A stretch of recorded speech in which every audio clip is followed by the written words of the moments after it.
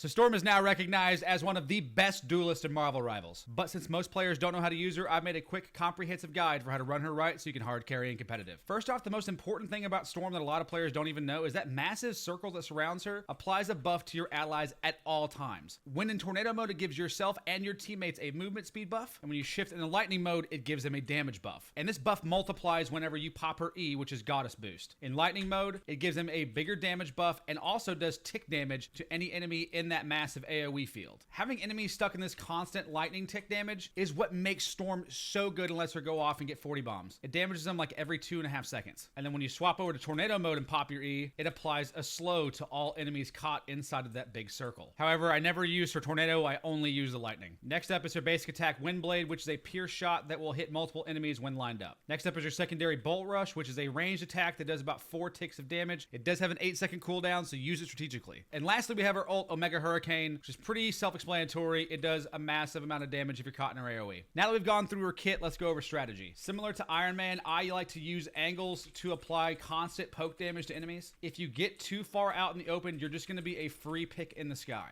But when my team gets in big pushes, I will get as low to the ground as I can, staying close to tanks, and then getting my enemies in that lightning field to pop my E and do constant tick damage so that we can fry enemy teams. Playing her like this has gotten me 40 bombs in diamond lobbies. And that's how you play Storm in Marvel Rivals.